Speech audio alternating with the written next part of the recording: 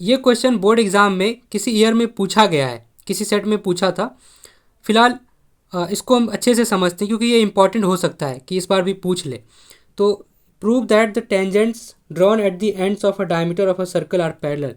ये कह रहे हैं कि अगर मेरे पास एक सर्कल हो और मैं इसमें डायमीटर बनाऊँ, ऐसे में अगर हम डायमीटर कैसे भी बना सकते हैं, तो मान लेते हैं कि ऐसे मैं वर्टिकली डायमीटर बनाऊँ कुछ इस तरह से, है ना।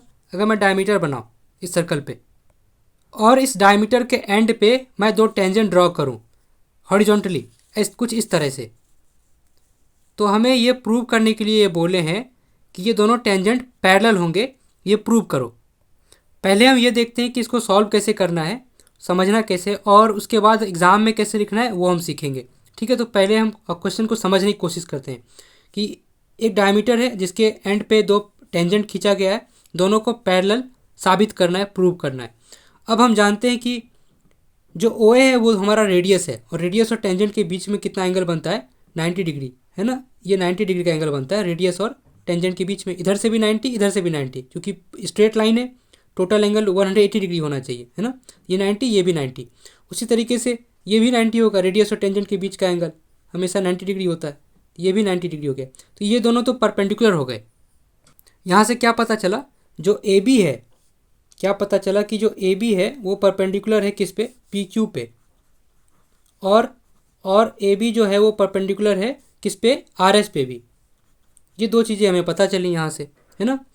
और उसके बाद हम ये देख सकते हैं कि ये दोनों जो एंगल है वो इक्वल है। कौन सा एंगल, ये वाला। इस एंगल को कैसे लिखेंगे, ये जो एंगल है वो क्यू और बी के बीच का एंगल है ना भाई। ये क्यू और बी के बीच का एंगल है ये ए वाला। तो इसको एंगल को लिखेंगे एंगल, या तो क्यू ए बी लिखें, या फिर हम इसको एंगल बी ए क्यू लिखें, एक ही बात है ना, दोनों लिख सकते हैं। तो जो हमारा एंगल क्यू ए बी है, कौन सा क्यू, ये वाला क्यू ए बी एंगल है, और जो हमारा ये वाला एंगल है, इस एंगल को कैसे लिखेंगे, ए बी आर, है ना। एंगल ए बी आर, ये दोनों बराबर हैं, किसके बराबर हैं, 90 डिग्री के। समझ में आ गया इतना। अब इसका मतलब ये हुआ कि हम जानते हैं अगर दो पैरेलल लाइन हो हमारे पास और एक इंटरसेक्टिंग लाइन हो, तो उसमें जो अल्टरनेट एंगल्स होते हैं वो इक्वल होते हैं, है ना। अगर ये वाला एंगल एक्स है तो ये वाला एंगल भी एक्स होगा, अल्टरनेट एंगल। तो अगर दो अल्टरनेट एंगल आपस में बराबर, इसका मतलब दोनों लाइन पैरेलल है ना। तो ये दोनों तो अल्टरनेट एंगल्स हुए, तो इसका मतलब ये दोनों पैरेलल होना पड़ेगा। जो आर एस है और ए क्यू पी क्यू है उसको पैरेलल होना पड़ेगा, तभी अल्टरनेट एंगल बराबर होंगे, नहीं तो अल्टरनेट एंगल कभी बराबर थोड़ी होंगे अगर पैरेलल नहीं है तो।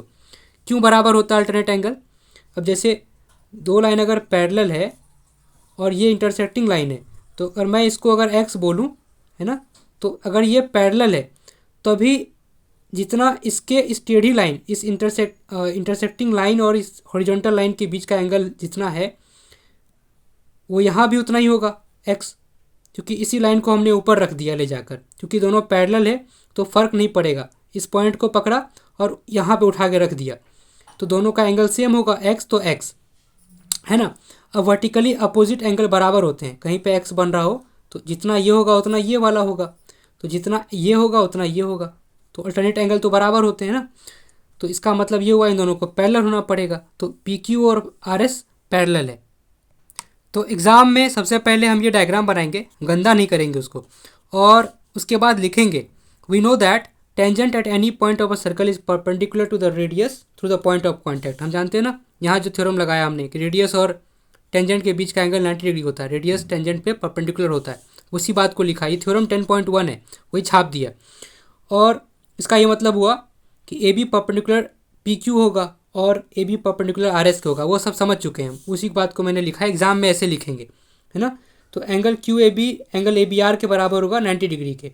क्यों होगा, यहाँ इसका मतलब ये हुआ कि P Q parallel R S होगा, पी क्यू को आर एस के पैरेलल होना पड़ेगा, क्योंकि ये दोनों अल्टरनेट एंगल्स है, और अल्टरनेट एंगल्स बराबर तभी होते हैं जब दोनों लाइन पैरेलल हो, है ना। उसी बात को लिख देंगे यहाँ पे, ठीक। तो ये डायग्राम बना देंगे, ख़त्म।